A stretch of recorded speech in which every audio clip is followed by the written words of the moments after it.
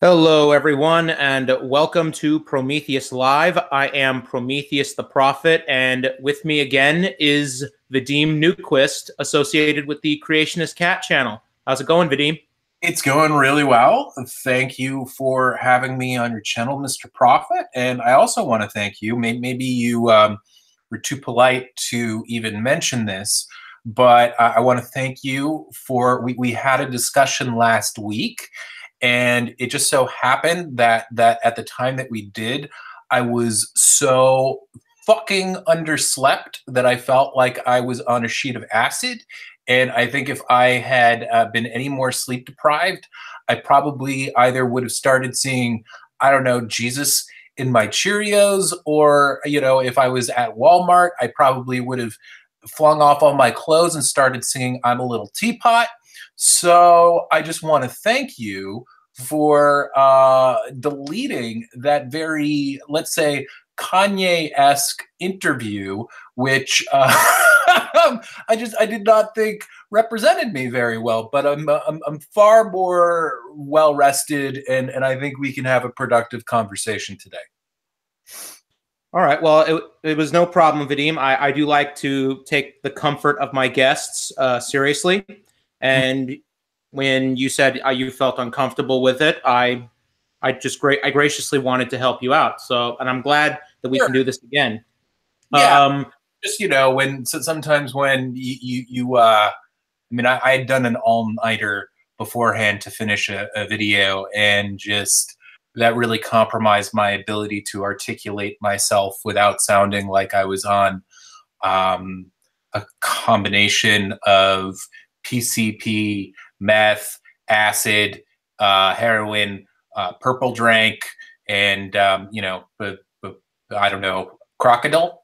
Any, anyway, how you doing, man? I'm actually doing pretty good. I'm off work for the whole day, so I'm pretty much just having fun with it. Um, but since we last spoke, you've actually come up with another video, or CC's come up with another video talking about the Day of Freedom speech, along with the top 10 Trump pornos. Yeah, And I kind of would like to talk about the Day of Freedom speech first. Are you? sure. Yeah, I'm down for talking about that. CC, unbeknownst to many, had his own little speech at the Day for Freedom, the dubiously titled Day for Freedom. And I say I believe it's dubiously titled because, well, there are some people involved who I think genuinely believe in free speech principles, but I would say that probably the majority of those people who were involved, if the politics that they endorse were realized, it would lead to the curtailing of a lot of other freedoms. So I think I mean, there were a lot of layers to that video, and it's a video that is causing a lot of people to unsubscribe. So there were kind of CC has his own kind of take on it, and then I have mine. I'm only going to be speaking from my personal take on the video. And yeah, there were kind of like a lot of there was a lot of commentary kind of tucked into there that maybe we can unpack. How did you like the video or interpret the video?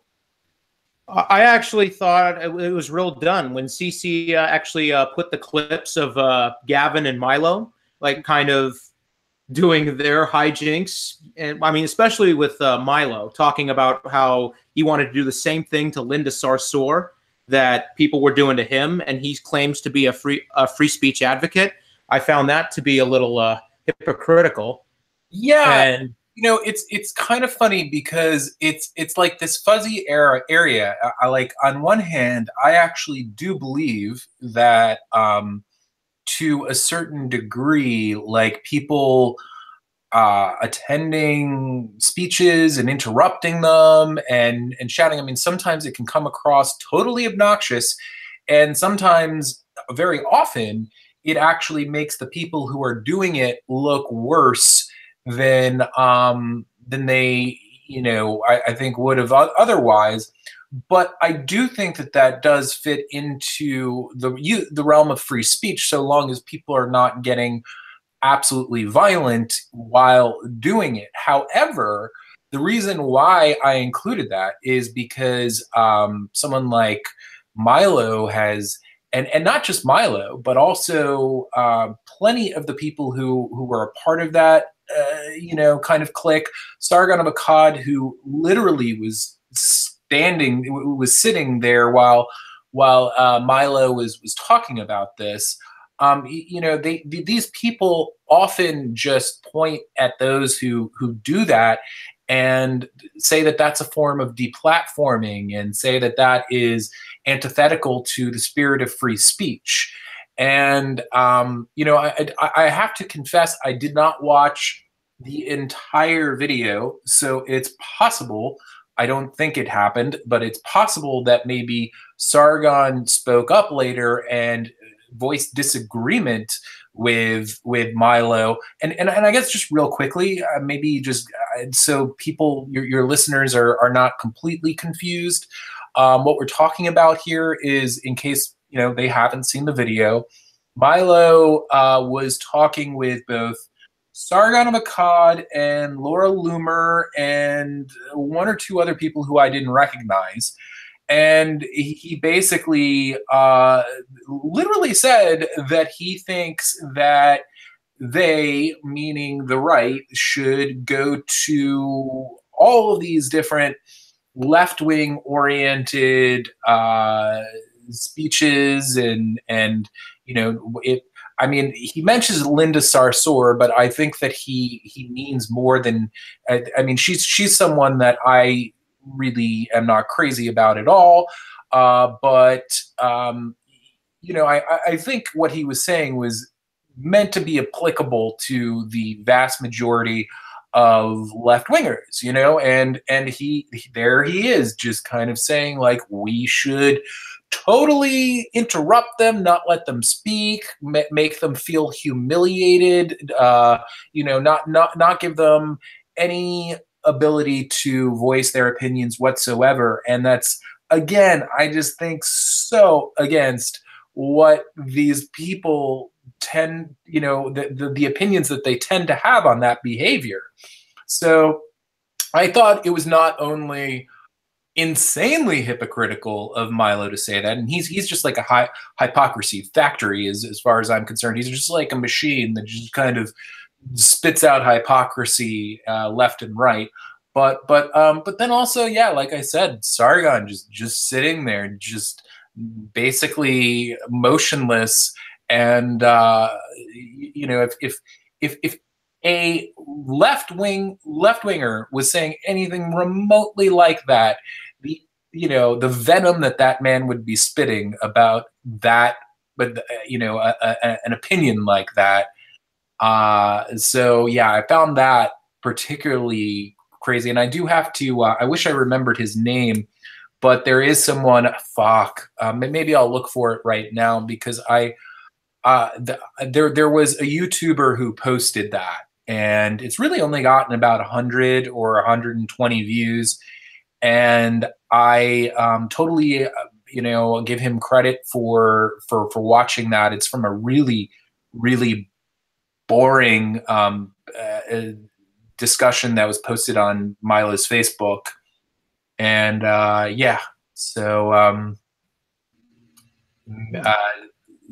what else did you the Gavin McInnes thing? I actually I've since found out that he's probably not going to be fired for that. And it wasn't just that he pulled out his penis and literally stuck a butt plug in his butt. This is a very stable human being we're talking about here. He also, there were all these clips of him saying the N-word and calling Muslims sand N-words. Mm-hmm.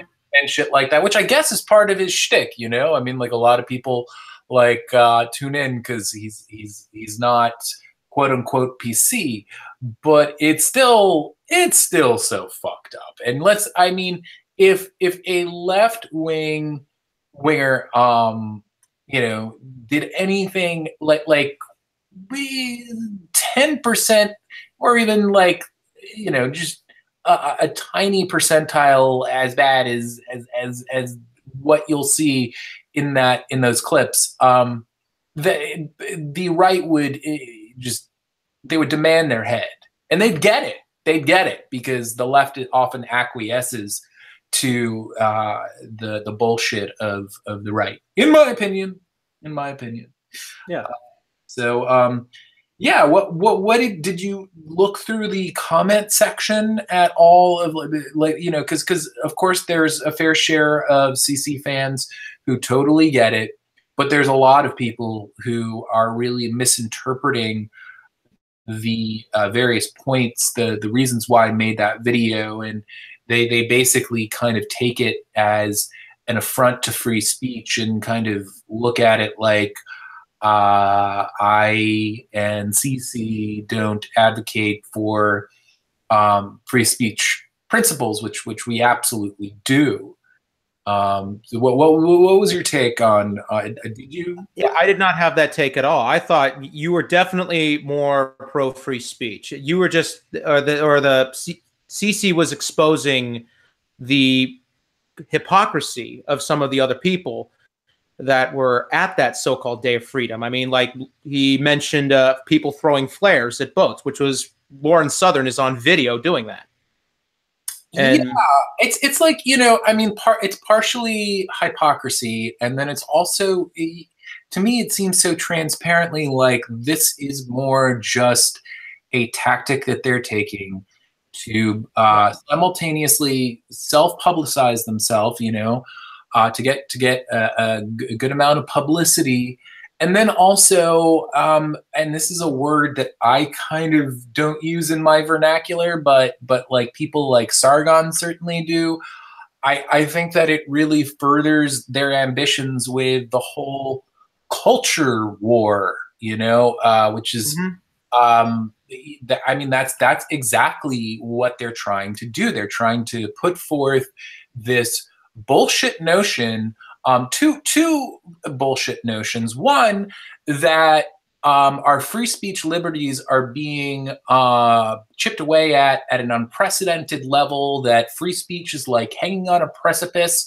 So that's one thing. And don't get me wrong, there's always legitimate you know, affronts to free speech, and there's always issues that we have to tackle.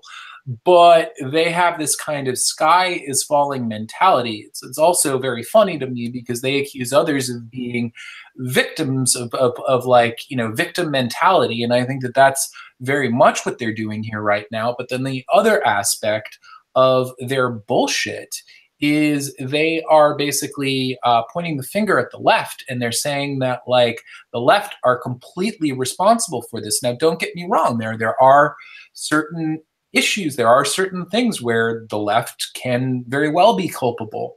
I think some of those issues are overblown, but it's still important to discuss those things.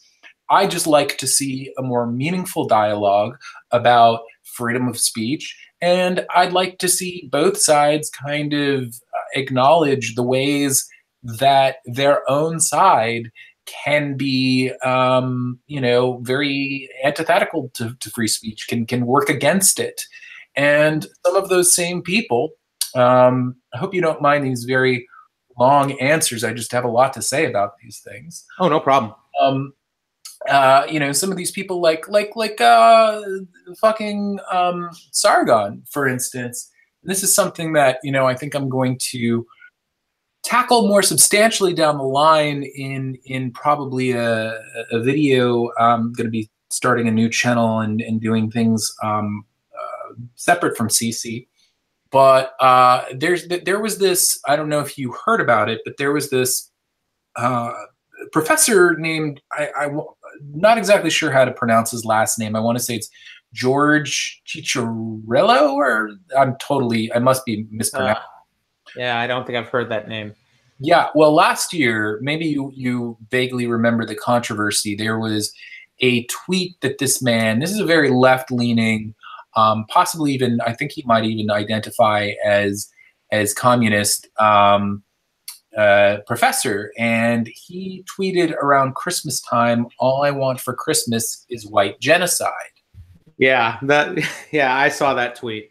Yeah, and people flipped their shit. And a lot of people, I mean, first of all, I think we should, for both your listeners and maybe yours, like are you aware of what white genocide means in the context of it? You know, there is a conspiracy theory that, I mean, it's basically a term that was created by like white nationalists or like just basically white supremacists.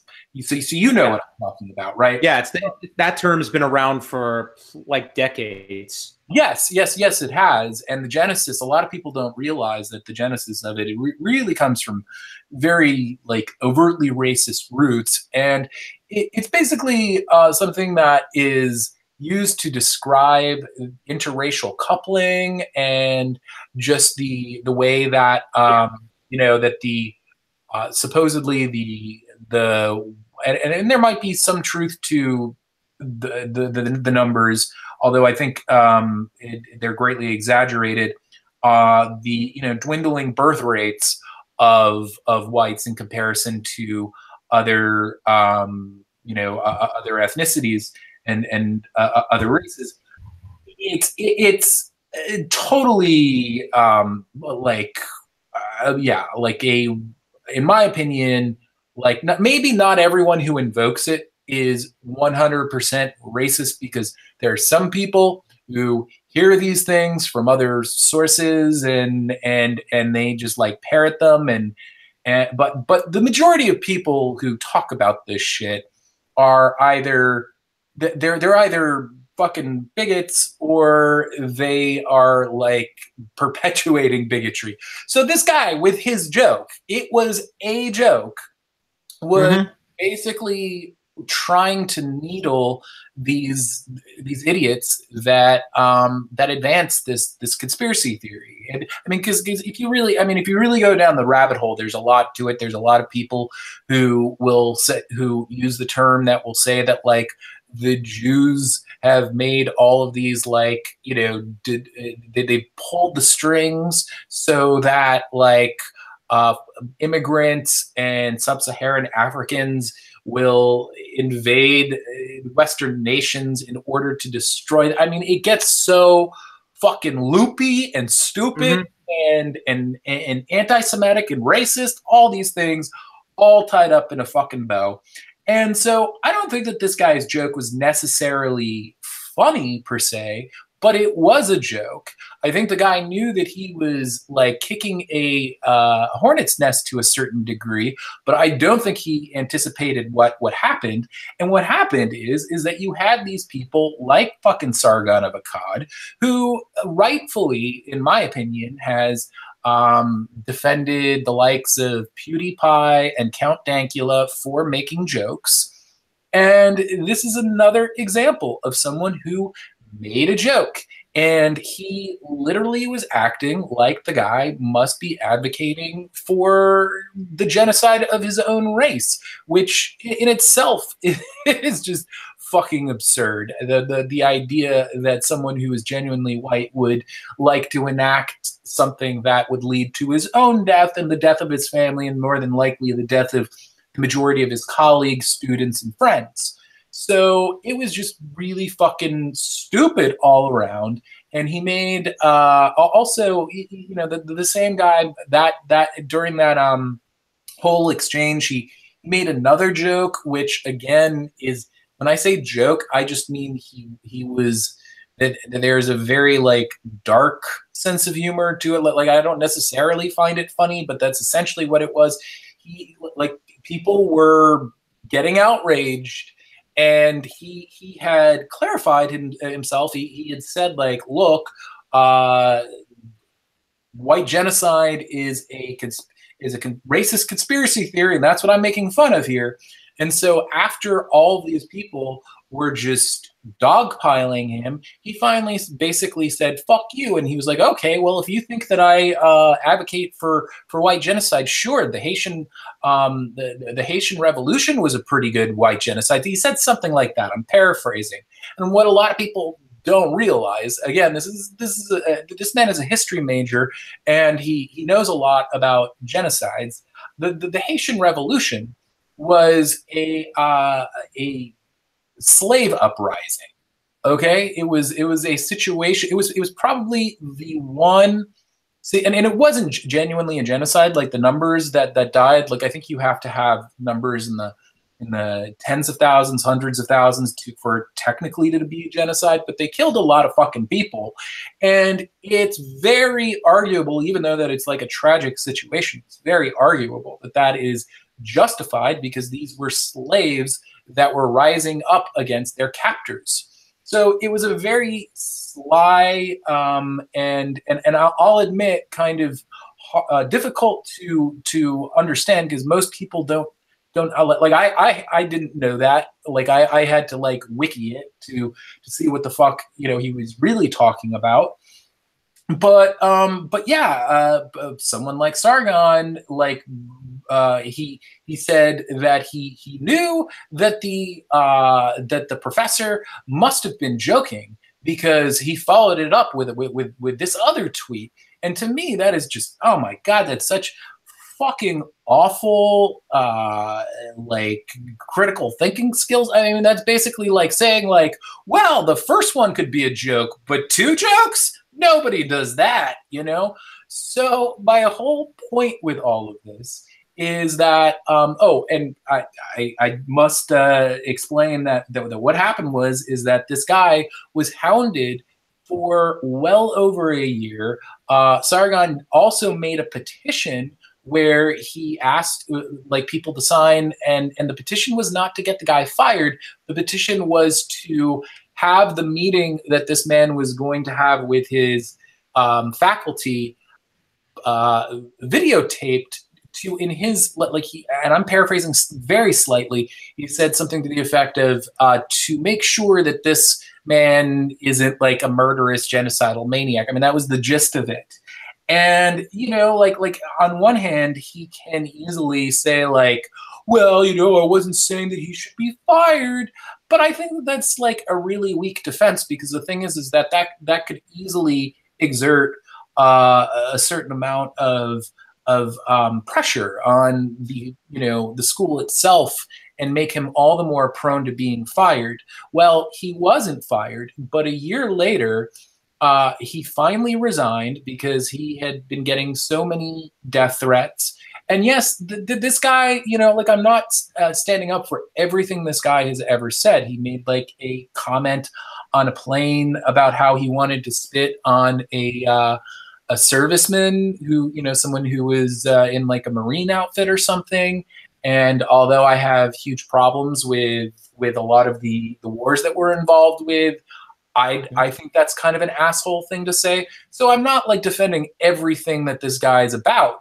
But you have the same people who rushed to the defense of your PewDiePies and your Count Dankulas were totally making this guy out to be a monster for a fucking joke. And this around this Christmas, about a year to the day close to it that he made that tweet, he eventually resigned. And ironically enough, just a couple of days before he did that, Sargon of Akkad made another follow-up video talking about the whole thing. And still after all that time, he felt very, he felt the same exact way. And I've said a lot about this, but the last thing that I'm going to say about this is that I truly question whether or not, because some people could say like, well, Sargon didn't know what he was, really saying. And one, I think that's obviously laziness on his fucking part, because there were plenty of articles where the guy explained himself. But on top of that, and this is the last thing I'll say before I'd like to hear what you have to say in relation to this. But Sargon is someone who is kind of involved with the alt-right circles. He's studied the alt-right. He has had friendly conversations with them. He certainly should know what white genocide means in the context that professor meant it. So, I've just brought this up to show that is only one example of the myriad of ways that I think a lot of those people showcase stunning hypocrisies when it comes to free speech and the spirit of freedom of expression. Yeah, I definitely agree with a lot of what you said.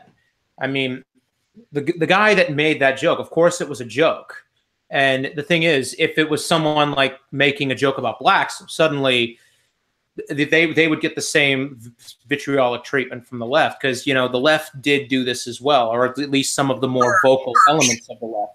Sure, I get that, but the thing is that there is no, like black genocide is not a code word for some, what do you call it, a conspiracy theory that like it's apples and oranges if you look at the what he was actually talking about. Now, I agree that if white genocide did not have the connotation that it actually does, then some maybe some outrage would be justified. But I think that this is more kind of something that was born out of people's ignorance and a real active desire to demonize this guy. Yeah. Oh yeah, and I think it's mainly because of the history associated with these subjects. I mean, if you make a joke about if they're black genocide or whatever it is, if there's that kind of brings back to the old days of where Americans or blacks were mistreated, and they were also enslaved in our country. So that kind of brings up all that, and when it comes to the other way, that whites have never really been seriously persecuted as a race. I mean, you can make some arguments with the BuzzFeed. BuzzFeed keep running articles of why 10 reasons why white people suck and all that. I mean, so yeah, I can understand that there is a little bit of saying, yeah, you know what, let's not hate on an entire race. Yeah, and I mean, I find those BuzzFeed things just more than I've never really taken offense to them. I mean, if I've taken any offense, it was just at the the corniness of the jokes, and I mean that it's funny because BuzzFeed it sucks.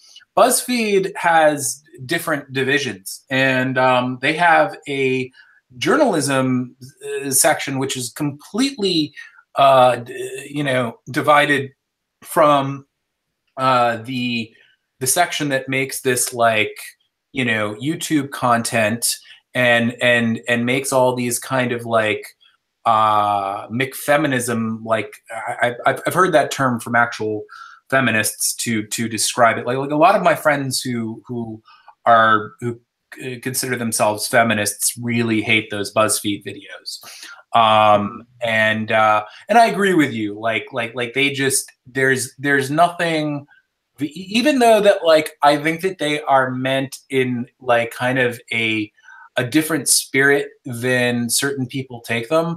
There is nothing constructive about making a video like that, in terms of I don't know, having an enriching dialogue with that's again, they should know when they make a video like that and to some degree that's probably why they do it. They know that there's going to be controversy, but I don't think that they're aware of just how lame and stupid their videos often come across. Anyway, sorry, I think I'm going on a tangent here.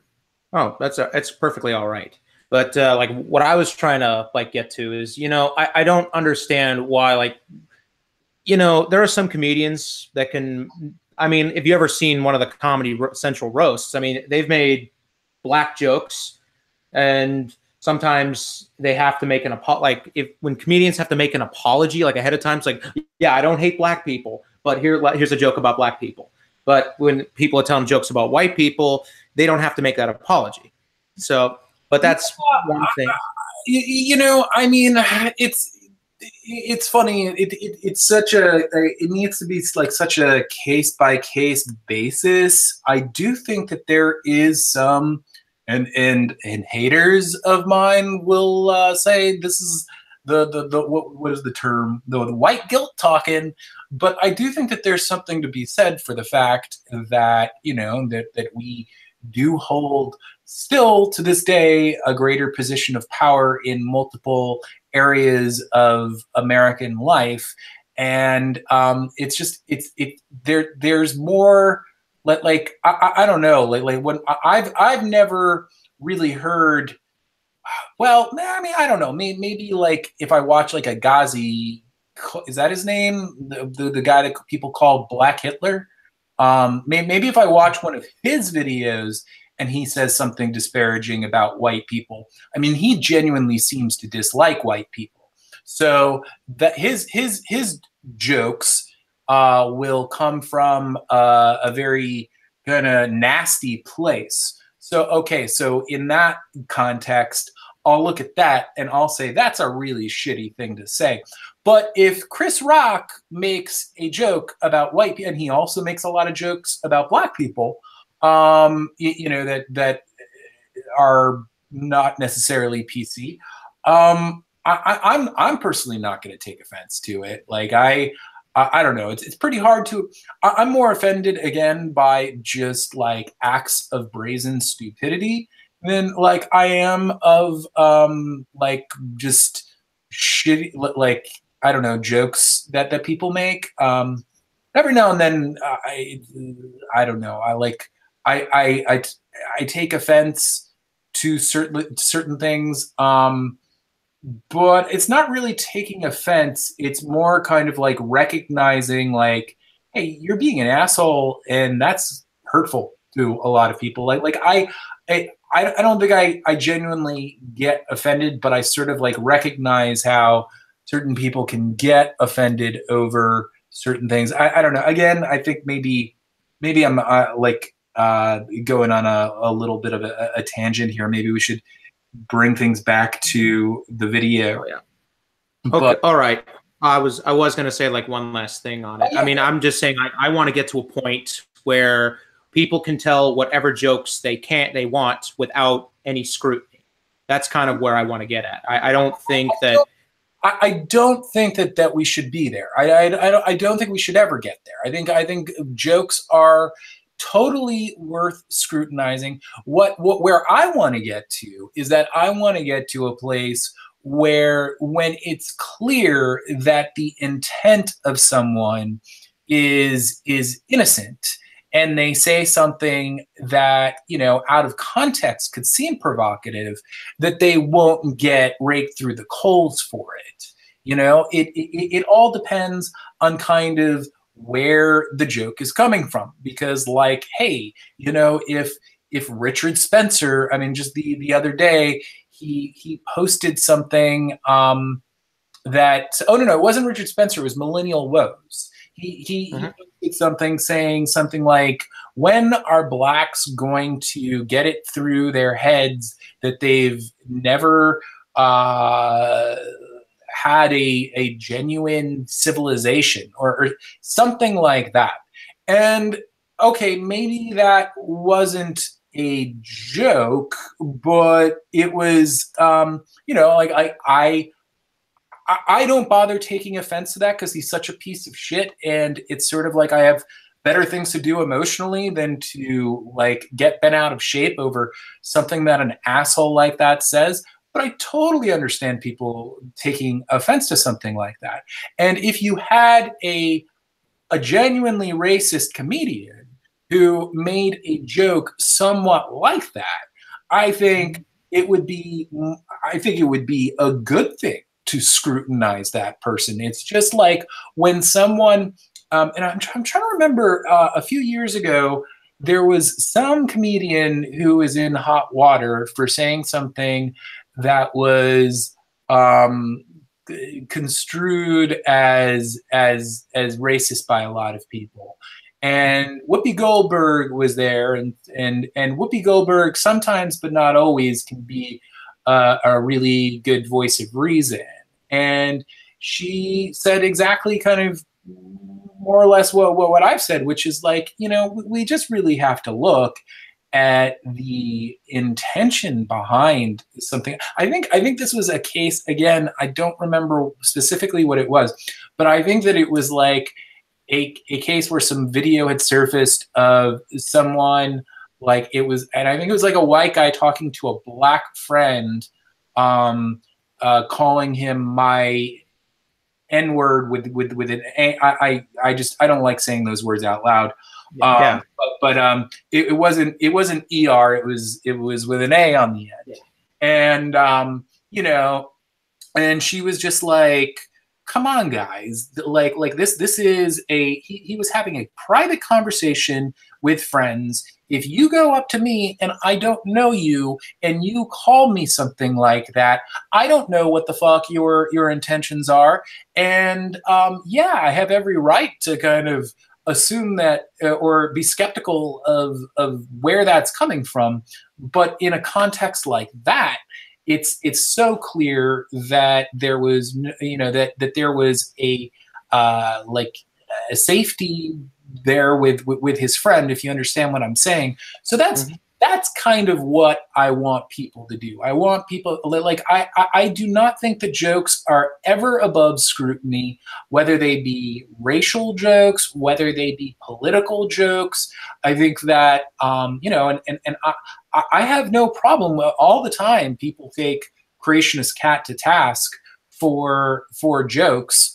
And, you know, I mean, like, there was one example that happened, which you probably know about, that involved atheism is unstoppable, and that was that like. Was it Cece, or it's been a couple of years? No, it was Cece made a joke in relation to some shit that he said that we thought did sound pretty fucking racist, and he got bent out of shape over that.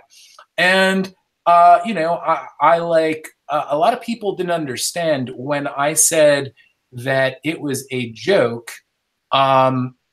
What I was, a lot of people were saying, like, oh, you're just trying to get out of the responsibility of having to take you know, responsibility for what you've said. And no, that wasn't the case at all. It's like jokes sometimes jokes can be jokes just for the sake of, you know, frivolous and not have any sort of meaning behind them. But I was saying, like, no, it was a joke with an intention behind it.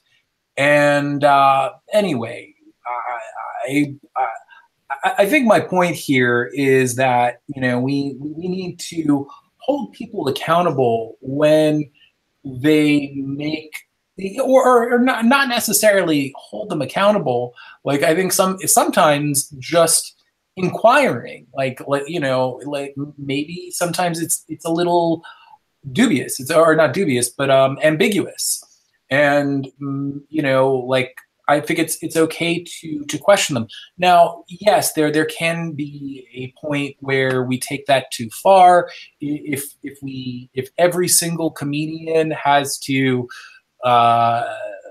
answer for every single joke they make, then it starts getting like a little ridiculous. But all I'm saying is that I don't think that comedians are totally exempt from criticism. I don't know if you know who Chris, I'm trying to remember his last name. He's a hysterical comedian who's like this really nerdy white dude with Chris Gethard.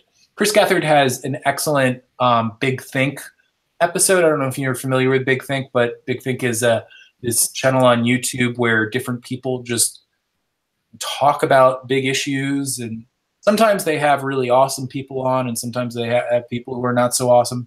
They have everybody from like Richard Dawkins to Ethan Hawke talking about shit.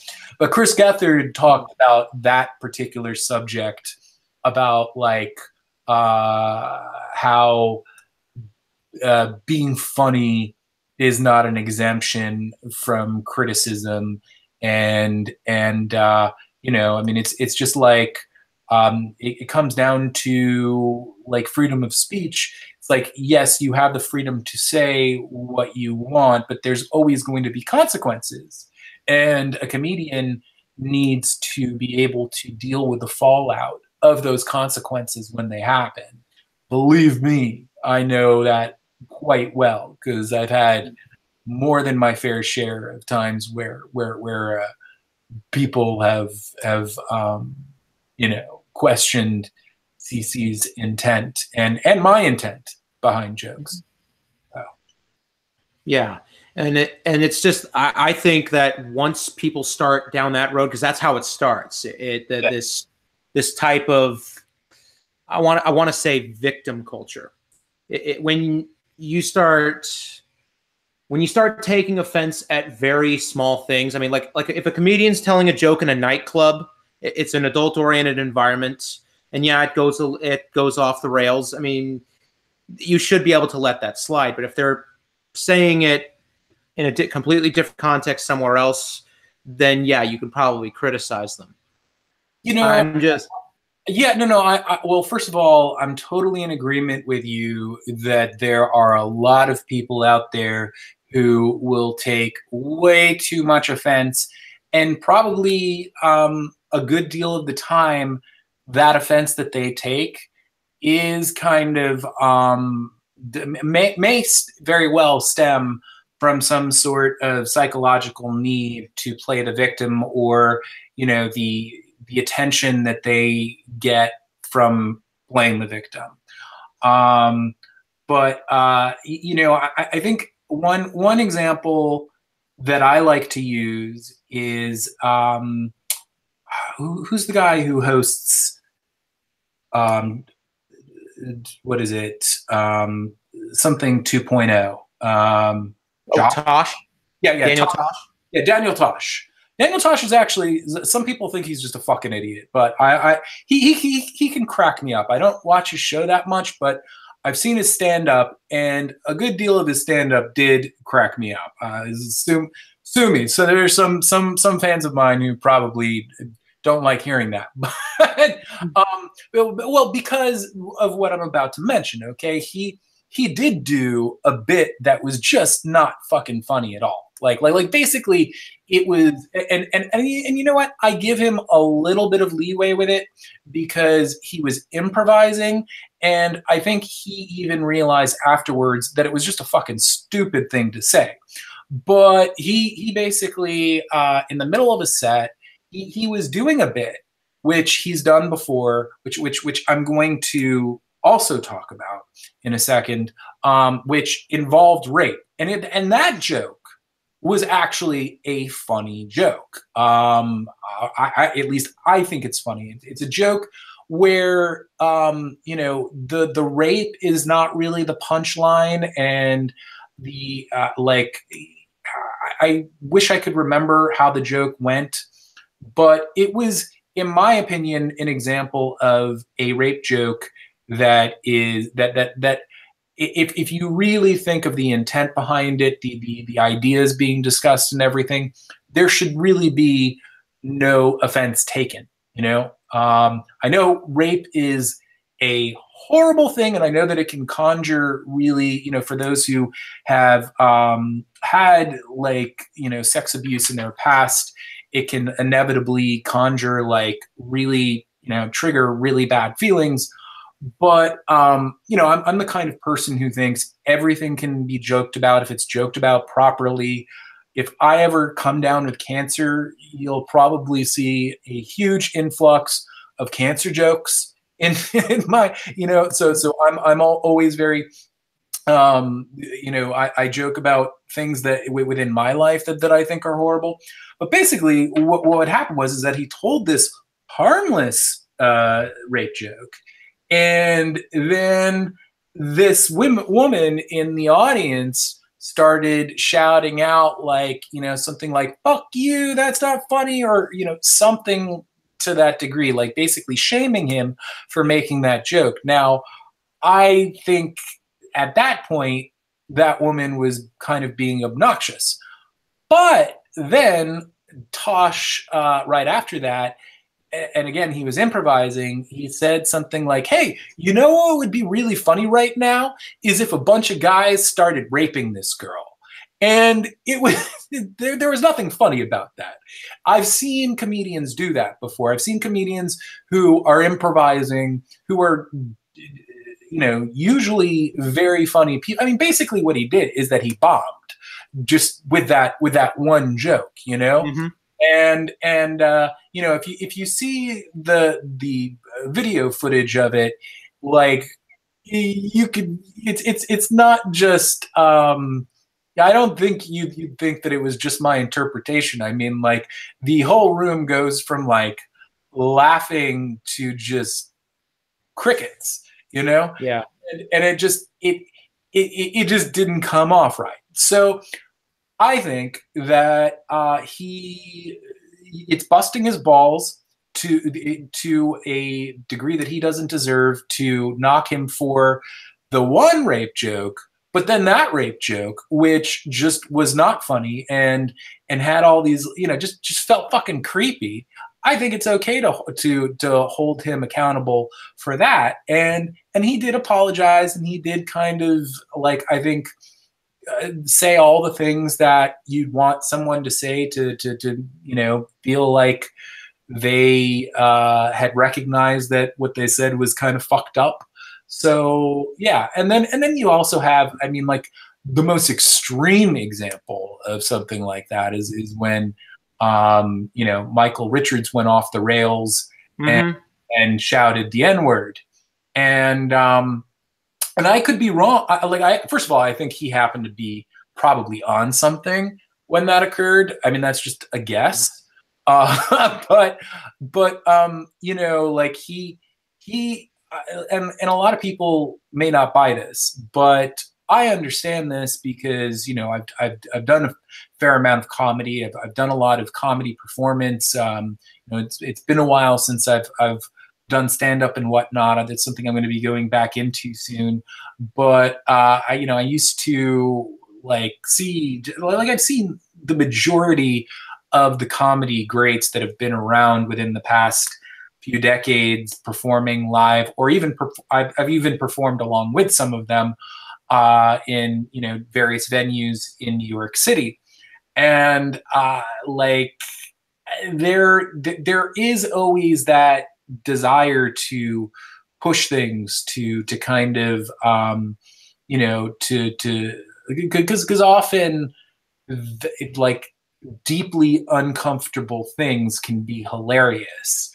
You know, it's just that, and that's what makes a good comedian. You know, like, I've seen a fair share of, I mean, usually you see this at, like, what they call open mic nights, which is based, do you know what that is? It's basically, yeah, like, I know open mic nights. Yeah, for those anyone who's listening, it's basically like a sort of night where comedians can either try out new material, or usually novice comedians who haven't done it much before will go up.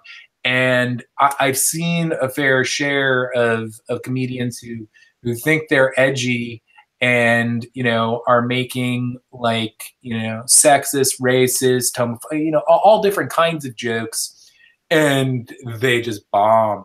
And it's really unfortunate, because a lot of times these people are not people, sometimes they are, but a lot of times these people are not people who genuinely, I think, hold you know, any hatred in their heart.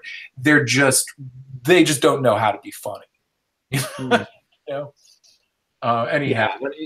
Yeah, I mean, but like, I can think of like a couple of people, like major people that have gone across, that have gladly cross the line and have never have really had any consequence to them because you know who they are. That's what they're supposed to be.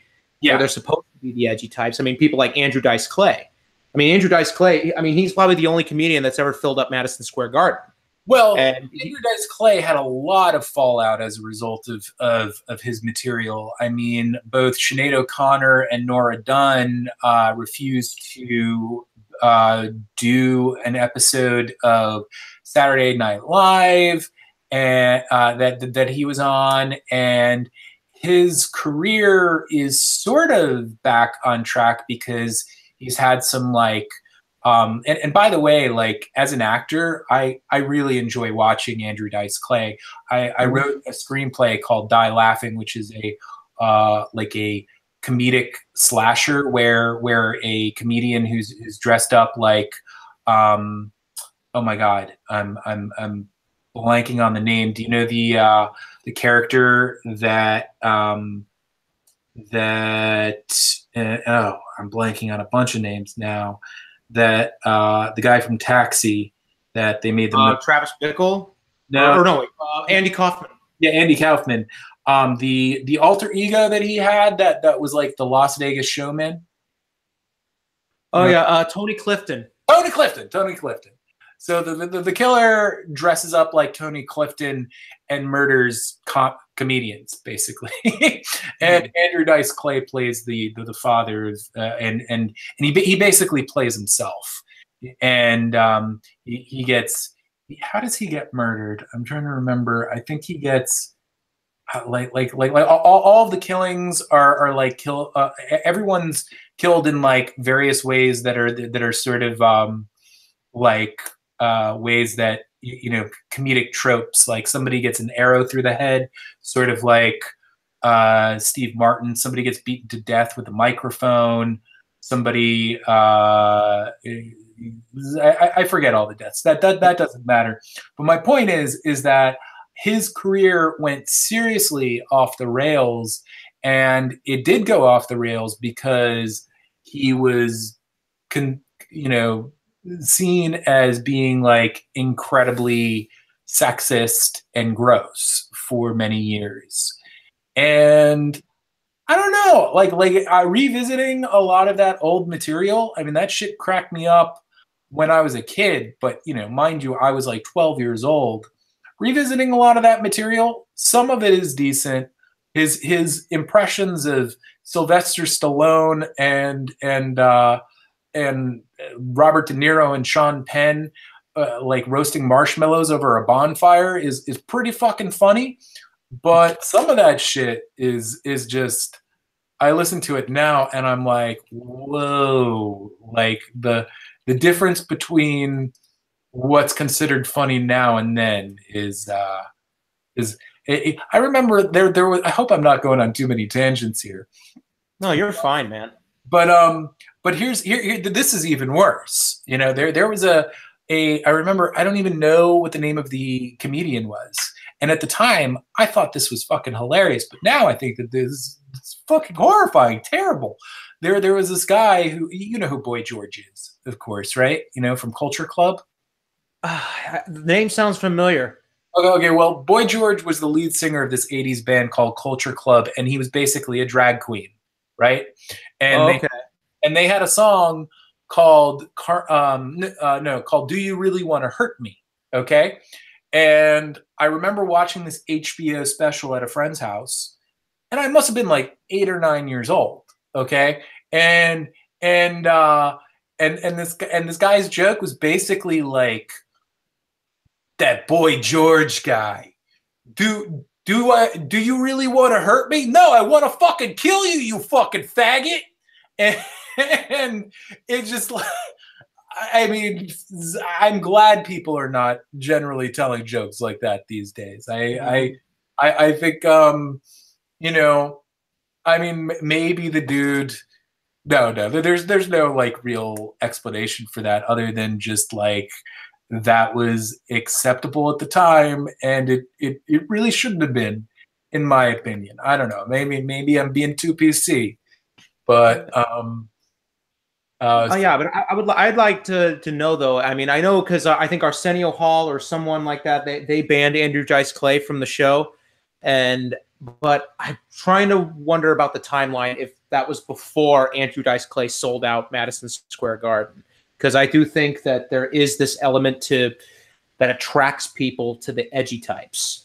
well, So I'm not exactly sure. Maybe he did that at a certain point because Andrew Dice Clay was actually on Arsenio Hall, and he broke down. He cried.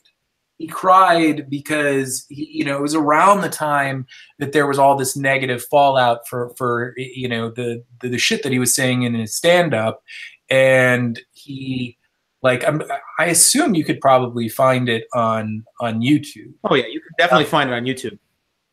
But yeah, he cried and basically like felt like he just was horrified at the way that people were looking at him. I mean, see, this is the thing about Andrew Dice Clay is that was a character he was playing on stage. Mm-hmm.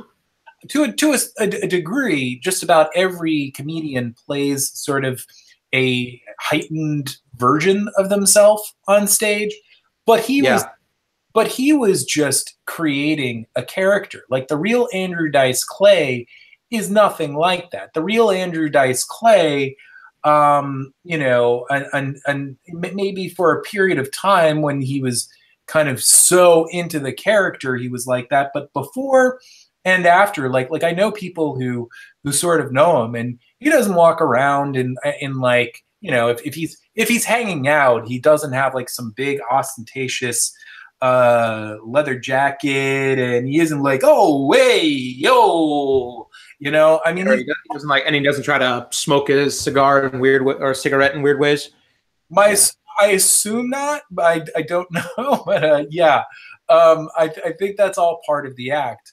And so yeah, I mean, he's a really interesting phenomena in comedy because there aren't many. There were a few of those people who in the 80s, and I guess there's still some like that who really were hardcore playing a character. Judy, I have no idea if you know who Judy Tenuta is, but that's someone who did it. Of course, and he was friends with Andrew Dice Clay. What's his name? He's dead and would scream a lot. Sam Kinison. Oh yeah. I mean, Sam Kinison was did you know that dude was actually a preacher for a period of time? No, I know Sam Kinison. I love his stuff. Like when he starred with Rodney Dangerfield in that Back to School movie, and there's of course that little gimmick he does with the scream. Yeah, it's funny. He's someone who, and again, it might just like this rampant speculation, or maybe not. I think there's actually, come to think of it, I think that there's decent. Like there are people who have talked about it and said that he had major substance abuse problems, but he was fucking hilarious in the first few years of his his career, and then in like the last 1 or 2 years, like I think he just, I don't know. I think the combination of the fame and the cocaine, the alcohol, and kind of playing that character, just his material went down the hill, in my opinion. But yeah, let's rather than talking about comedy, I mean, I guess we can talk about it if you want, but be cool to like maybe get back on track with. Oh yeah, we should get back on track to CC's videos. There was like one we talked about this last time. The top 10 Trump pornos, right?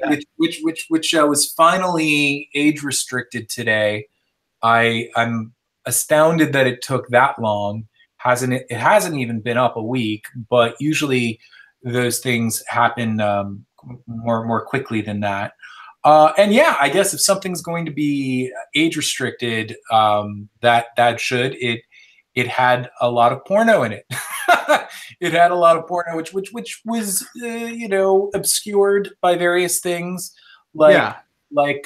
you know, Donald Trump heads and Make America Great Again posters, and in Jordan Peterson's case, there was a lobster in front of his penis. But yeah, I don't know how much I have to say about that. I mean, there's a little bit of let's say political commentary kind of tucked into that, but there are different types of CC videos. You know, there are videos that CC does that are really just for, you know, funniness for funniness is, pretend that's a word for a second, sake. And and then there are videos where, you know, I'm kind of trying to say something, or CC and I as a team are trying to say something. And with that video, I mean, I think it's pretty obvious that I, you know, that CC, CC's, again, it gets a little tricky because CC is, and I, we're two different entities, of course. So I can't say people because CC's not a people. CC loves Trump, but I think you can tell that I'm not crazy about Trump from videos like that. Mm-hmm. Oh yeah, and how did you like that? I wrote a comment on the video, like saying you should put an uncensored version of it on Pornhub or something. Right. You know, I would go through that trouble if I could. I don't know what the deal is with Pornhub and you know, like because shit, like you know, you look at pornographic videos on Pornhub. Yes, I have from time to time people looked at pornography. Like these videos get millions of views. Nearly every. I mean, it could be a video of like a midget having sex with well, actually, I could see how a midget having sex with a 90-year-old woman might get 1 million views. That's just so bizarre that some people can't help but look. But what my point is that lots of mundane things on sites like that can get. I mean, there's no bottom of the barrel when it comes to, like, you know, the things that people are willing to masturbate to. So yeah, I don't know if I can make some good like money off of that, then maybe one day I will. But I don't think it works that way. I don't think that they I don't think they monetize the content on Pornhub. Yeah, I don't think it's like, you know, kind of a Google AdSense type thing. So yeah. I mean, yeah, if Pornhub's listening, make that happen. But anyway, I was wanting to talk to if you're aware of the process of that Jordan Peterson clip that's in CC's video. We talked a little bit about the history of how that clip was found. Do you want to get back into it? Oh, yeah, sure. I mean, I don't know how much there is to say about it. Someone sent it to me, and it's really only 4 seconds long. And the actual clip, I mean, for those who haven't seen the CC video, it's a just this clip where you see a really buff dude, and Jordan Peterson's head is fairly well grafted. Well, maybe that's not the right word, but like silhouetted or whatever. Yeah, like with special effects, they get his head onto the body rather convincingly, and it's attached to this naked buff dude who looks like he's fucking a chair, and he was actually fucking some sort of like fleshlight thing, I guess, and he in the actual clip, Jordan Peterson says something to the effect of like, in order to think clearly, we must be not be afraid to offend.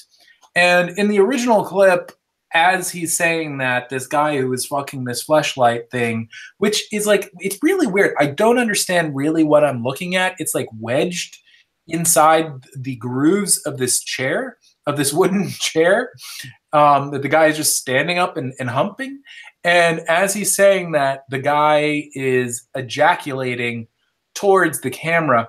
So I had not only to this is getting nasty, but I had to not only cover the penis with a lobster, which I thought was appropriate given Jordan Peterson and his whole kind of, the lobster meme, but also I had to mask out the jism as it flew towards the screen, and that took a while. That CC videos really take a while, and it's little things like that people often have no clue that I had to do that often take time to create. So so if you folks, become a patron because I'm working hard editing out jism so you don't have to see it. Oh yeah, because I actually thought like you were the one that did the silhouetting of the Jordan Peterson head on there. So okay, no, yeah, maybe I should.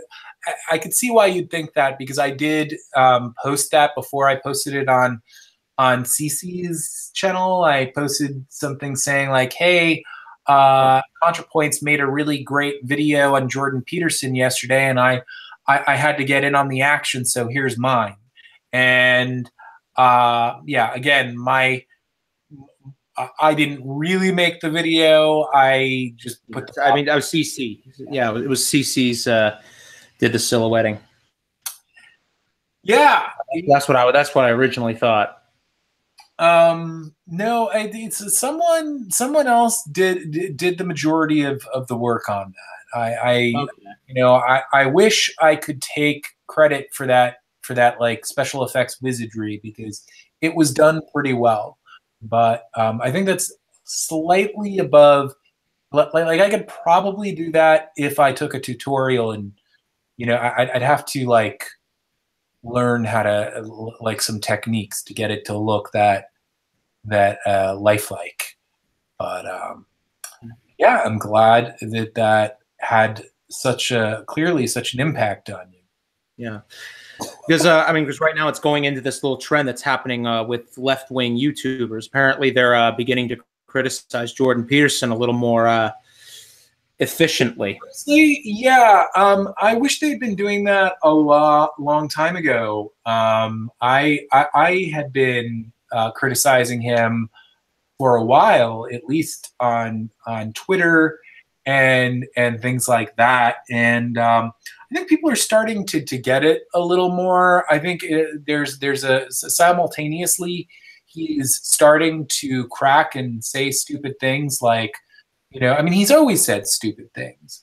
And his like, I don't know if you've ever listened to his conversation with Sam Harris, but there's just the what is truth debacle.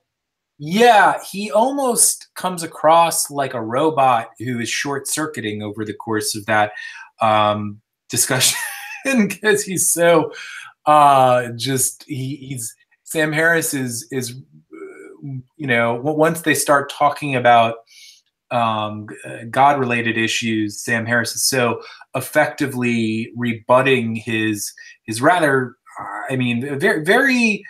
He says things in with the air of intellectualism, like it sounds like it's smart, but if you really think about the ideas behind it, they're pretty bankrupt and stupid. And yeah, so that's an example of him looking dumb. But then there was recently that discussion with Matt Dillahunty. I don't know if you've seen, like, there's a clip that's going. I've seen clips of that. Yeah, you saw the clip where he basically like. You think you're an atheist. That's just, I don't know if I find that like if his stupidity is the worst thing about that, or is cockiness. I mean, often cockiness, or I should say more, I think cockiness is the wrong way to put it. You know, when a lot of times very smart people can be at their stupidest when they're very self-absorbed and are kind of saying something that's, you know, that just reveals their like their arrogance, you know, Yeah.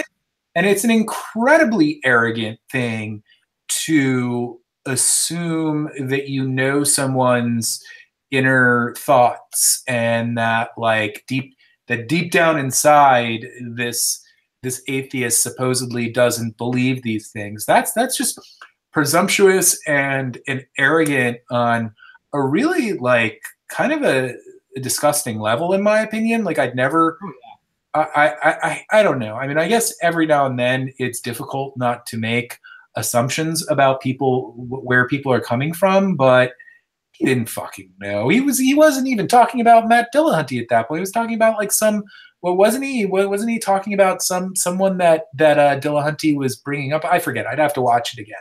Yeah. I don't know. I want to. I think it was one of those philosophers. I don't know. I have to take a look at the clip again. But he'll say, you know, and he's such an interesting character, because it's like there will be every now and then some insightful things that guy can say. Like, for instance, he was interviewed in, of all places, Fox News, about what he thought why he thought there was such a large incidence in America of like shootings and of young men shooting. And I didn't agree. Some of the things that he said, I think I agreed with or disagreed with sharply. But there were a couple of things that he said that I was like, okay, that's, you know what, that's a rather interesting insight, and I think that's very well articulated. So it's like he's not one of these people like, say, I don't know, this is just popped into the head off the top of my head, but somebody like No Bullshit. I don't know if you're familiar with that guy. He's kind of I know him.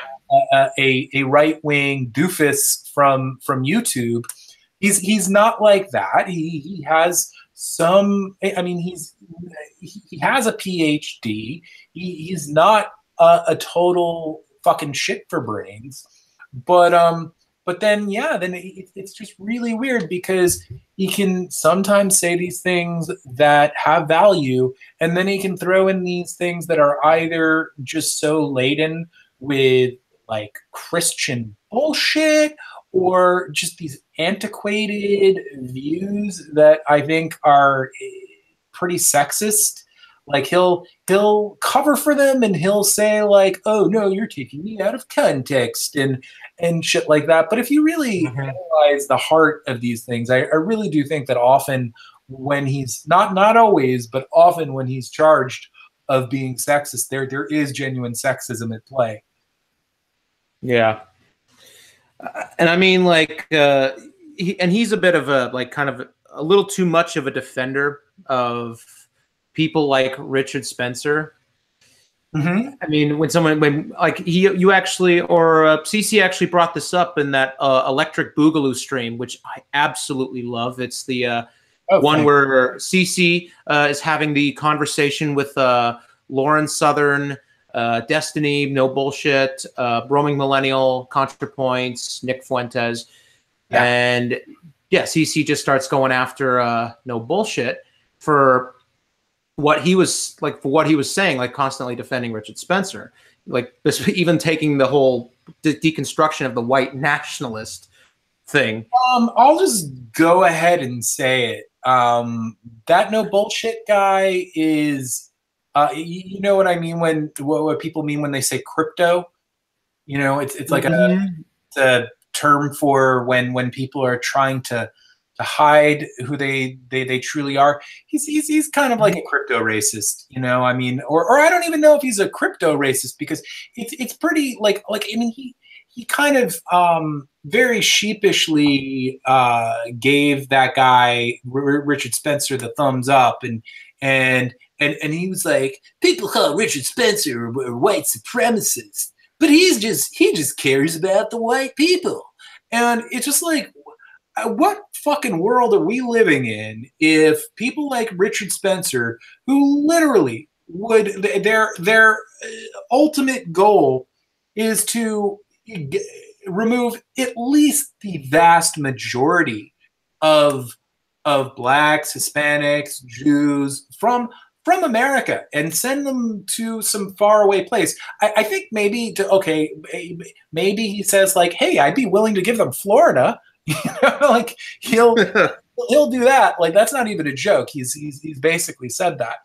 But yeah, he wants to instill segregation basically, and it's like, you know, I mean, like, can you imagine if like the public school that your children went to was suddenly like, hey, you know what? We're going to start removing, we're going to make it so that there's only, you know, like let's say that it's a school that had like, you know, 40% blacks and Latinos there.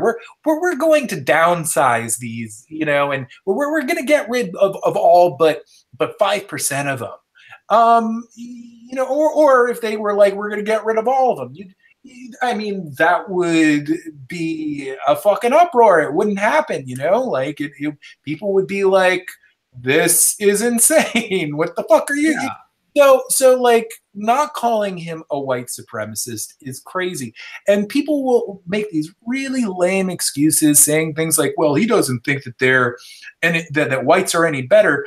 But he does. He absolutely does. He's made so many remarks that, like, I mean, like just the other day, he was shaming Count Dankula. Count Dankula was part of that, you know, that Day for Freedom, and you know, Richard Spencer basically shamed him because he said something to the effect of like, you know, these free speech rallies are kind of a joke because white people end up sharing the stage with blacks and Muslims and yada yada yada. Mm-hmm. And it's so transparent that he thinks less of black people. So I'm not going to buy when anyone says that he thinks that, like people will legitimately say this. They will say things like, Richard Spencer thinks blacks are just as fine as whites. It's just, you know, he just thinks that they shouldn't hang out together. That's basically what these people are saying. And it's just like, these people are either actively trying to cover for this motherfucker, or they're just not approaching it with the, you know, even a hint of critical thinking. I have to think when I see things like that, I mean, maybe it's not in every case, but I have to think that these people, I usually assume that these people have sympathies with the guy if they're willing to say something like that. Yeah, and I'm glad you brought back the Day of Freedom thing up, and along with Richard Spencer, because a lot of the alt-right are pretty much pissed about the Day for Freedom rally now, because apparently there was a drag queen that decided to either do a song or have a speech. I don't know which it was. But now I see people like Millennial Woes, Richard Spencer, and just people on Dankula and Lauren Southern's Twitter feed just completely blasting them for this entire rally. Well, that, you know, isn't that hilarious? Because it's just like, it shows how, like, I'll give it to Dankula. You know, there's a lot of things that I probably disagree with him on, but I do not think he's racist. I do not think that he should have been persecuted for that joke. Although I think it's worked out rather well for him now. He's a celebrity, and I think he's made a lot of money off of it. And you know what? He should. I think he should, because that was a pain in the ass. But my point is that I will hand it to him because like he's one of the few people there who I think was entertained by that. And I saw, like, I think like 5 seconds of that, and that was the only thing that I saw that didn't make me cringe and turn my stomach was that drag queen. And isn't it funny that these people are always harping on freedom of speech, and yet like when you know that's sorry, asshole, that's what it is. If you want freedom of speech, you're going to get your drag queens there saying what they have to say. You're going to get your Ali Dawas there, who's the Muslim guy who spoke. Do you know what I'm talking about? There was some. Yeah, I didn't see much about the Day of Freedoms. Oh, okay. Yeah, I saw some of the speeches. I was basically like, I mean, I saw snippets of several of them, and there were a bunch of ones that I didn't see. I don't know if Ali, like I heard rumors that he never took the stage, and then so I don't know what to believe really, but he was supposed to speak, Islamic guy, but that's what it should be, you know. And not only that, I'll go even as far to say is like, hey, if you really want a free speech rally, bring NAMBLA. Bring, you know, I mean, like if you're going to have the I mean, don't get me wrong, I don't want NAMBLA I don't want their voice amplified, but if you're going to bring along these fucking white nationalists and these people who are basically racists and shit like that, and you're going to court all of these people who like just are so hateful, then come on, bring out the pedos, bring out the people who are down with having sex with animals, bring out, like, I am so obviously not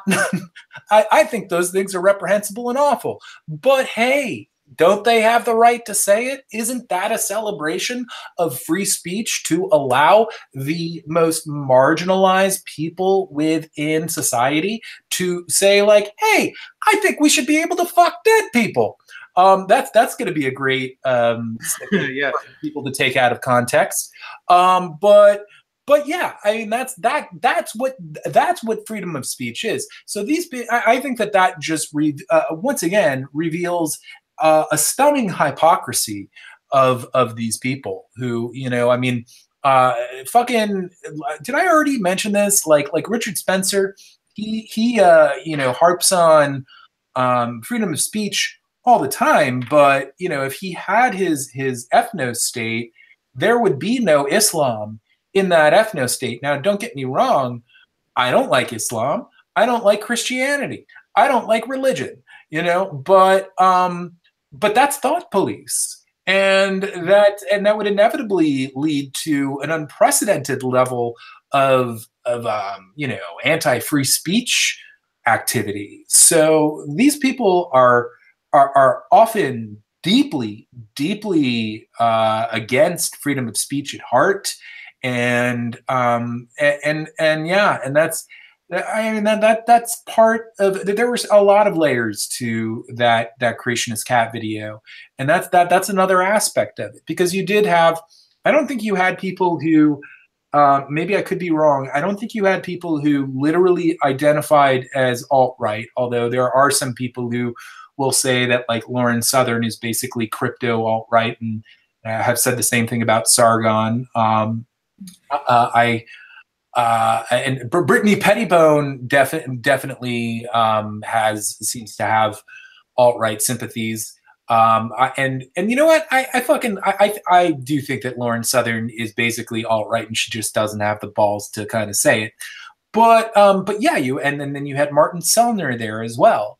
And again, if like, you really have to wonder, like, if these people, if their goals were achieved, if, you know, their white ethno-state utopia, some of them don't necessarily believe in an ethno-state, and some of them just, like, according to them, want to severely reduce the birth rate of these people.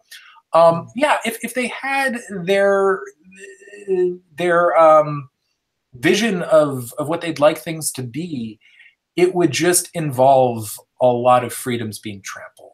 So it's very funny that those people get involved with stuff like this. And I can't take it seriously when people like that are they, and I understand that part of free speech is kind of standing up for their right to speak.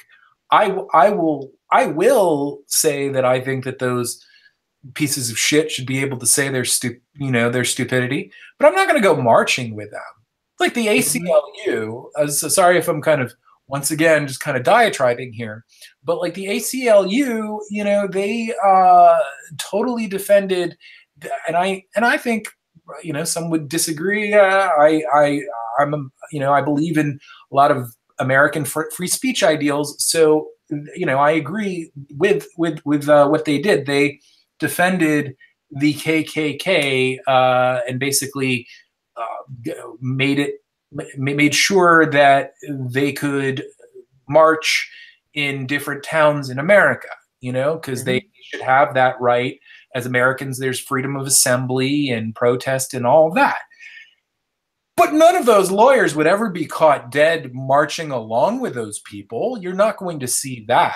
So it's funny to me. There are people in the comment section of that Creationist Cat video who were saying like, leftists totally expose themselves by not being a part of this. And my answer is just like, why would they? Why would they want to be associated with these pieces of shit? Not only are they associating with those pieces of shit, but I think they're also perpetuating this myth that I was discussing earlier, that a lot of those people are perpetuating, that the left is like, this censorious, crazy group now that will, just censor everything willy-nilly, and that they're, just these helpless victims being constantly censored by the left-wing establishment. I don't buy into that narrative. I think that they get a lot of mileage out of perpetuating that. But yeah, I don't know. What say you about all of that? Do you understand where I'm coming from with all of this? Yeah, I understand completely where you're coming from. And although when it comes to Lauren Southern, I mean, she does have some positions that would align with the alt-right, but I do know a little bit about some drama that was surrounding her and the alt-right. Apparently, yeah, she had a relationship with a black guy and wasn't apologetic about it. So the alt-right they're disgusted with her. So I don't think she's ever going to get in the alt-right circles. So I think that's why I think of her as alt-right, but I don't know if you are genuinely firing flares at refugee boats. Yeah.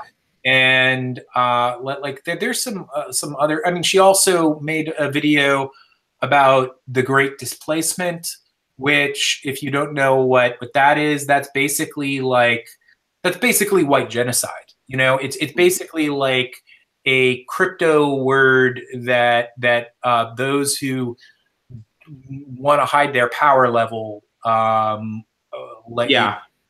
use in order, those who don't want to kind of be like, outwardly construed as being a racist use. And then sorry, your camera's on. Oh, okay, thank you. I guess I'll turn it off. I don't know how that happened.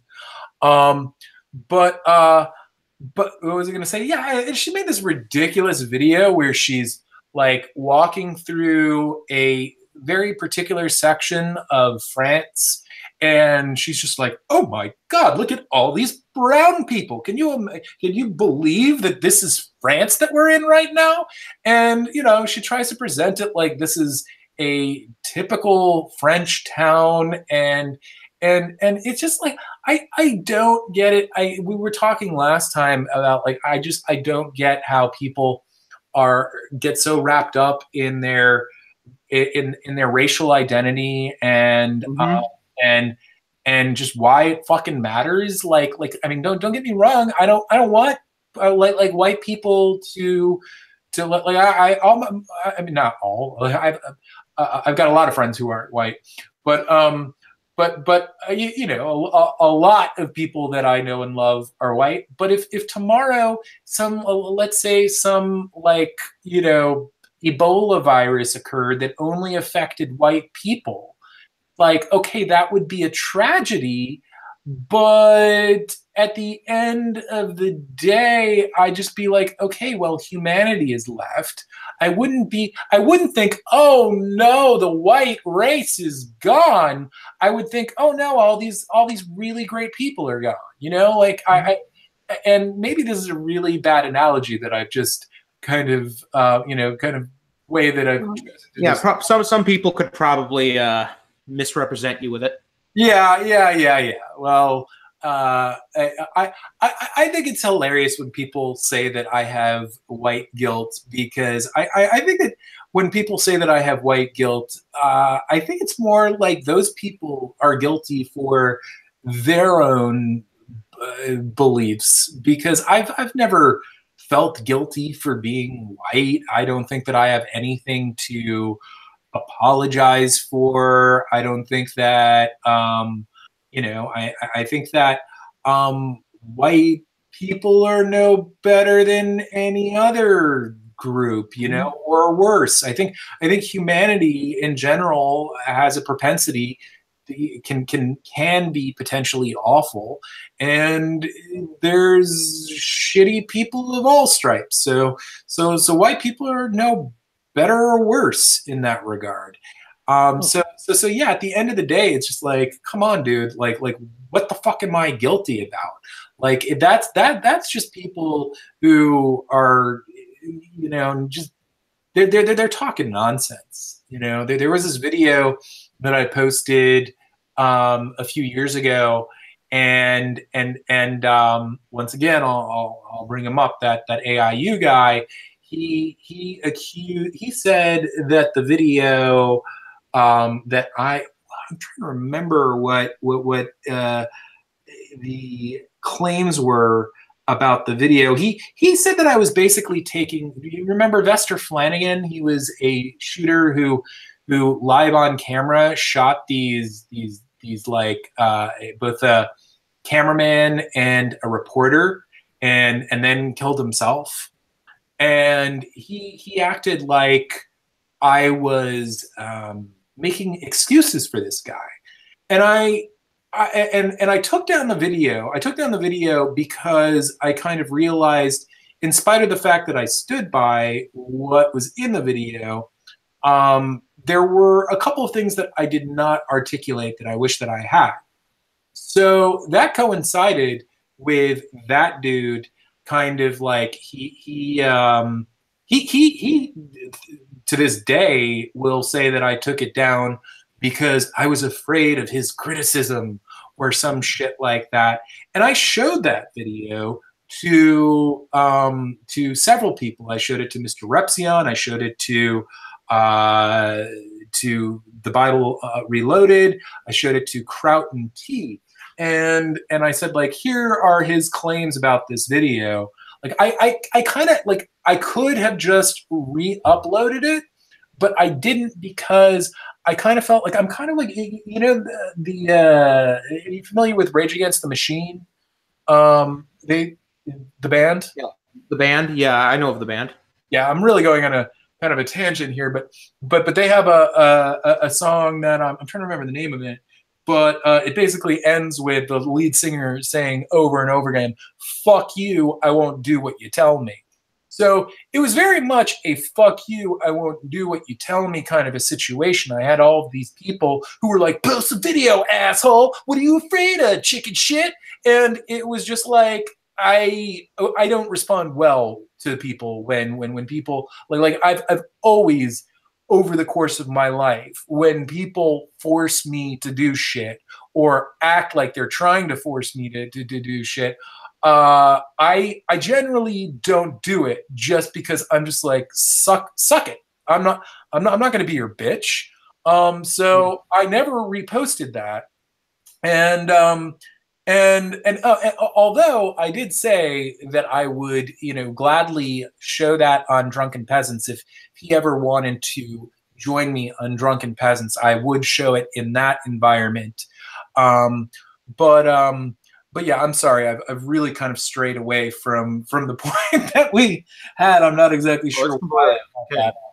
But yeah, man. I guess it was just more of a the reason why I brought it up is that it's just all these cases where I have been accused of having white guilt, and I think nearly anyone who's vaguely like to the left gets accused of that, gets accused of being a regressive, gets accused of being an SJW. I was just telling you before we started that there was some guy in the funny enough in the comment section of that CC video who said like, man, TJ Kirk, AIU, Creationist Cat, they've all become SJWs now.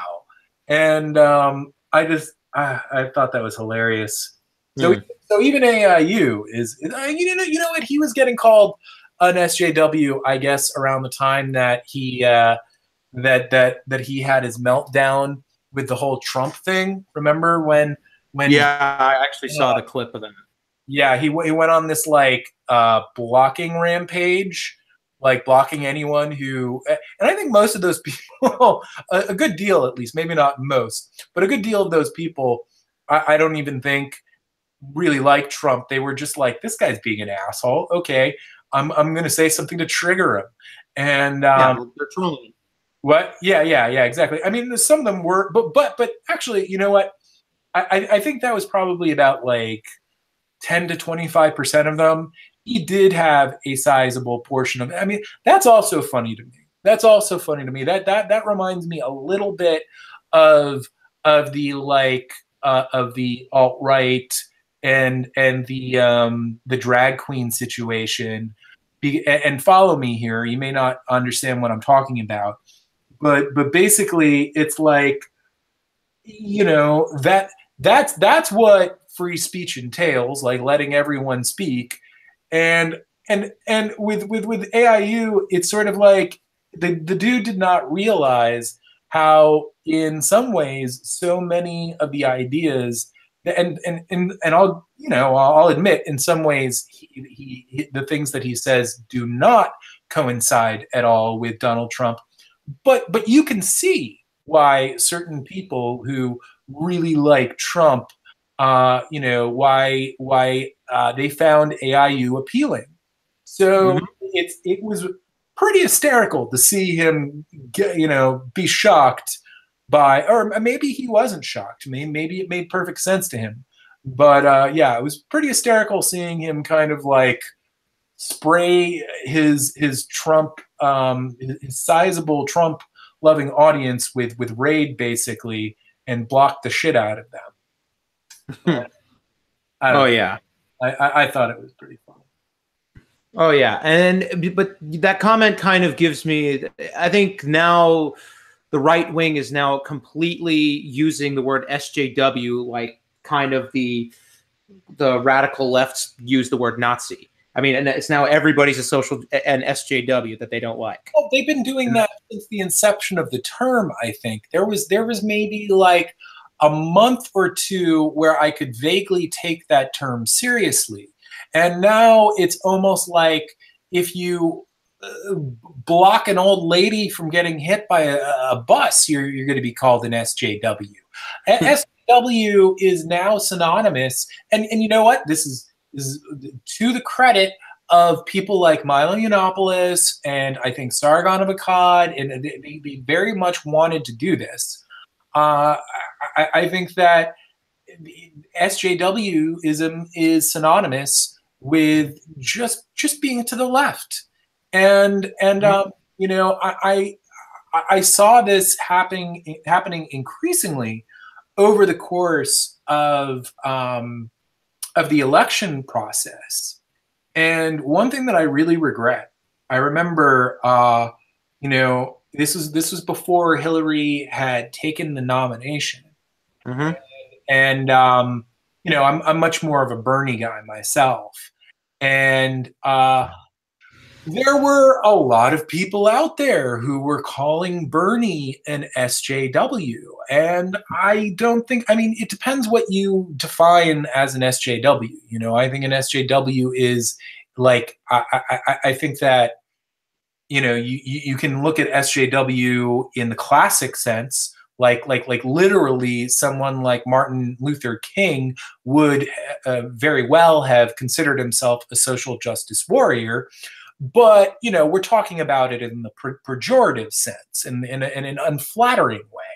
And what people are getting at with it, I think we talked a little bit about this too last time, is the warriorism aspect of the whole thing. When people start just kind of, they're not throwing out as much substance, and they're not allowing for, they're very set in their ways without hearing others out, and maybe they're getting their facts really wrong, and maybe they're throwing a hissy fit and kind of looking like a, you know, that as much as like I genuinely, you know, there are a lot of sort of social justice values that I think that I correspond with. Yet at the same time, I am fully willing to admit that there are, say, at like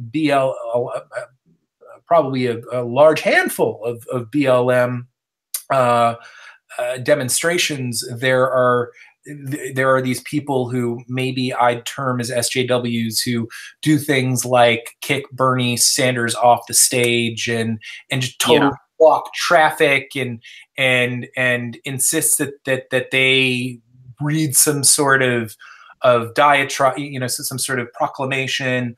That does not make their case look good. There's a lot of genuine reasons that I think that they have for demonstrating, but when they do things like that, they're only going to alienate people from listening to their message. But why did I bring this up? Oh yeah. I actually, around the time that the term SJW was really starting to catch on like wildfire, people started calling Bernie Sanders an SJW. And I totally don't think that he's an SJW. I think he's the exact opposite of an SJW. You know, maybe there's a couple of, because everybody has their blind spots. Maybe there's like one or two things that he isn't, you know, like you could argue with him about. But generally, this is a very principled and tough guy who really stands up to power, that in a very genuine, articulate, thoughtful, intelligent way. So he's not an SJW in a negative sense by any stretch of the imagination. And I knew that at the time that, I mean, this is the YouTube terrain was changing around this time, okay? And I wrote to TJ, the Amazing Atheist, saying like, hey, you know, it's really bothering me that a lot of people are kind of mixing up like, you know, Bernie with supposedly being like an SJW. And I know that you know that you like Bernie. Maybe you should think about making a video about that. And he wrote me back and he said, you know, I have a lot on my plate, but if you made a video like that, I'd post it on my channel. And I really should have done it. I mean, I honestly, I think the reason why I didn't at the time was because sometimes there are certain ideas of things that I'd like to discuss with Creationist Cat, and I can't really figure out the angle.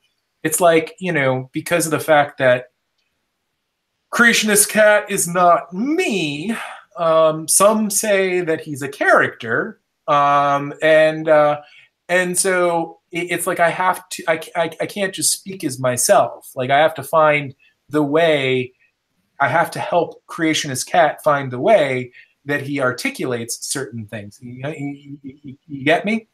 So yeah, I get you. Yeah. So my whole point is that like that was right around the time that I just realized that the term had really jumped the shark. And I think it's the same thing with the term regressive. That barely means anything these days. And I jokingly use the term, I use the term SJW in a few different ways. Sometimes, yes, I'll call, like, you know, like if like some poor misguided young girl who yells at a white boy who has dreadlocks, who shames him for cultural appropriation. Okay, I'll call her an SJW. I'll call you know, like that in a negative sense. Then I have friends, and we all have pretty left-wing politics, and between us, we kind of jokingly refer to each other as SJWs or SJews, you know, and which I believe is a term that H Bomber guy coined, that some people have a problem with. Some people find it anti-Semitic, but I don't think that that's really the point. And then like I'll also call, like I think that there are right-wing SJWs. You know, I think actually the right wing has more of an abundance, at least in terms of people who are like visible in the public eye. Like of course you'll have all these nobodies at rallies, and you know, your random college freshman doing something embarrassing that somebody will make a meme out of, but nobody knows who these people are. You know, your Laura Loomers, your Tommy Lorenz, your who else? I mean, there's so many of them. I know quite a few of them. Your Paul Joseph Watsons. I mean, I think that these people are all genuinely right-wing SJWs. Your Mike Cernoviches, you know, he's definitely one. Oh yeah, oh completely. And it's like those people, in my mind, totally outnumber the people who are famous on the left who get that term. And then there are some people on the left who are sacked with that term that I disagree that they really earn that title. Every now and then, maybe some of those. I mean, the thing is like a lot of these news people, like, you know, they talk about so many things that sometimes it's difficult for, like, not everybody's going to be right about everything. So maybe those people can be like sort of SJW-ish in a negative sense on certain topics. But yeah, man, I'm all over the place. Rein me in. Like, ask me another question. Or yeah, tell no problem. What you think. I usually like to Dave Rubin it. Just let people talk and let them get their ideas out. Good. Because I'm just like blah right now. Yeah. But anyway, I mean, like I was like the whole Trump Caesar play thing. That was like a big one where Gavin, Laura Loomer, Jack Posobiec, and Mike Cernovich. I mean, all of them were involved in that fiasco. Funny enough, the you know, Laura Loomer was sitting there with Milo Yiannopoulos in that clip that was in the, you know, the creationist cat video that we were talking about. Oh yes, yeah, and the way that he launched into that was, but he started out by saying, you know, like he mentioned that whole thing. And he said, you know, when I first saw you do that, I thought, this isn't good. This isn't what we should be doing. But you know what? I was wrong. And we that is definitely what we should be doing. We should totally be depriving them their right to speak, and yada, yada, yada, yada, yada. So that's interesting. And I just want to say it's getting to be about 10 to 6. We should probably be wrapping things up fairly soon, but okay. But I've enjoyed this talk, and I'm not saying that we maybe another 10 minutes. Is that cool? Oh yeah, sure. We can definitely do another 10 minutes. All right. I usually get like tapped out after about 90 minutes. So you've got me on a day where I have more energy than most. All right. Well, glad I caught you on a good day. Yeah. So. Yeah, but the thing is, like, what I'm seeing, like, with the, I do see, like, a new left emerging, like a new sort of left-wing counterculture that's not really affiliated with the old ways of, you know, pre-2016 activism. You know, I see people like Three Arrows. David Sharat is actually doing pretty good. And then there's a ContraPoints who's really evolved in how she's doing her videos. I mean, she seemed to be more like pre-2016. She seemed to be more in the old camp of SJWism. Some people thought that. I personally, I mean, I respect that that's your point of view on her. I always saw her as being pretty like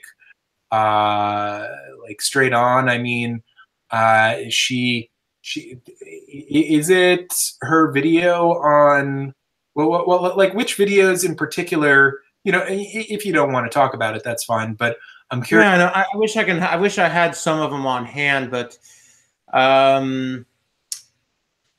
don't know. I'd have to rewatch them and try to find out.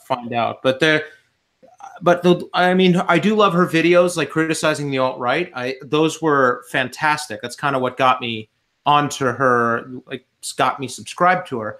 But of course, her new videos, she's actually seems more focused on the argument, like I said, the argument against Jordan Peterson. I mean, I found that phenomenal. Well, you know, people get better as they go along, and you know, like honestly, I think that it's just her, but both production value wise, certainly, and just you know, over time, you get more confident, and you find your voice. And then she also started transitioning, which I imagine allowed her to kind of just explore her true self more. So I think it's probably more that her videos became more confident and self-assured, and in more ways than one. But I always thought that she was one to watch from the very first video that I saw.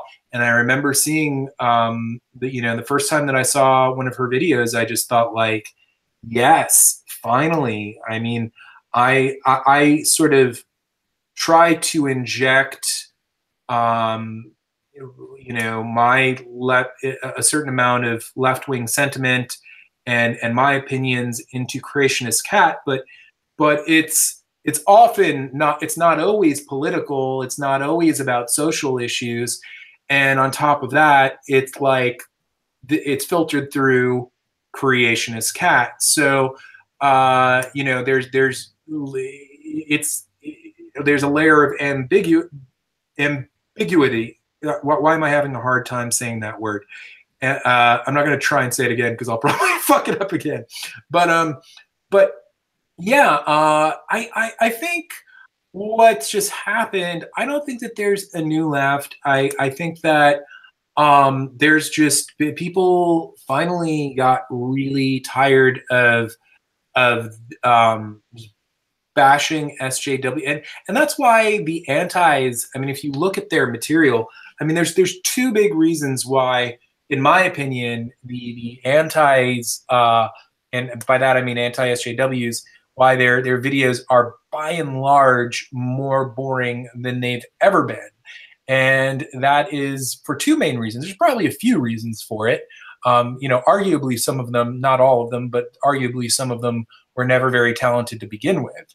But then on top of that, you know, like we're living in a Trump America, and like to act like SJWs are the biggest fish to fry in this day and age is fucking absurd. It's fucking stupid. It's ignorant. And like I think it's finally came in, but these people don't know what else to do because they've sort of, some of them have successfully been able to kind of really straddle the you know, the whatchamacallit, the centrist line, and maybe we'll be able to transition into something. The line, I guess. What? The straddle the line, or something. But I meant like you know, like they're playing both sides. They're centrists, but of course I'm not going to go into this. But I think most people who are considered YouTube quote unquote centrists are fairly right leaning, to tell you the truth. Yeah.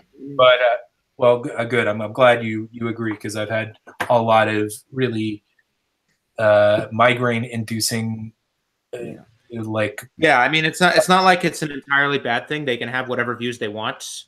It's just Yeah. I think they're right now going with the culture. There seems to be that right wing movement of the Overton window, so I think they're trying to go along with it so they don't like lose Patreon money. Yeah, But well, it's hard for me because I'll just be honest with Creationist Cat, because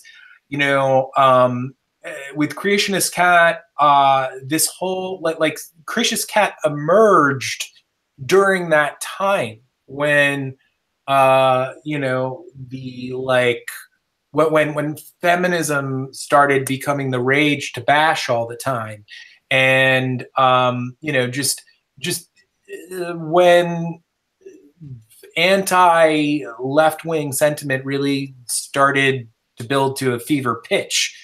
And so I think that there are some that kind of associate CC with that, and then there are a lot of people who like were once fans. Unfortunately, I mean, don't get me wrong, there are a lot of really awesome CC fans out there, but then there were people who used to like CC who just think that I'm like a fucking regressive SJW cuck now, and they can suck it. But I mean, of course, I mean, I'll be not non-jokingly, I would prefer them to watch CC videos, not because out of some like greedy thing that like I want all the views, but I'd like people to be open. I'd like people to like really watch and consider thoughtfully kind of what is sometimes being said inside of CC videos. And at the end of the day, I do have these fans who are very right wing, who will always let me know that, and they'll say things like, like I'm right wing, but I really do enjoy your videos, and you do really give me food for thought. And that means so much to me, like, I mean, I probably could potentially argue with those people about a whole number of things, but just the fact that they are open-minded enough to listen to Creationist Cat and not just like say fuck off. I like they have my respect for that, because I don't think that, in spite of the fact that like maybe my politics are what they are, I've never been the kind of person to just kind of, unless you're like a racist piece of shit, like then I really don't want you on my channel. If you truly do harbor hateful feelings towards any like sex, religion, I mean, and when I say religion, I mean the entire religion, all of the people within the religion, not the religion itself. You get what I'm saying here. Just like those are really the people who truly I'd rather not feel welcome. And yeah, so it's been a little difficult, because it's sort of like CC is it's been around a while, and so a lot of the former fans are no longer enchanted with it. And it's hard, especially with the YouTube algorithm, to turn CC on to new people, which is one of several reasons why I am going to be starting a new channel probably within the next couple of months. It'll probably be more like a in the spirit of H Bomber Guy video, where you see me and it's a long essay format. It'll still have a lot of Creationist Cat hallmarks. There'll probably be a lot of explosions. There'll probably be a lot of just like really kind of, for lack of a better word, zany things going on. But they'll probably also be a little more grounded. I would say I'm guessing, I could be wrong, it'll probably end up being a blend between Creationist Cat, H Bomber Guy, and maybe like John Oliver. You know, like he's someone who I really enjoy watching, and so just factual content through a really over the top comedic filter, done with a lot of fun, fancy, wacky editing. So, so yeah. So I think that's actually a good place to end if you're cool with that. Oh, no problem, man. All right. Well, okay, everyone. Thank you, Vadim, for coming on my show. I really appreciate it. You're very welcome. Thanks for having me. Do me a favor and tweet it out, and I'll retweet it. All right, I can do. All right, well, everyone, that about does it for us. I'm Prometheus the Prophet, signing off. Later.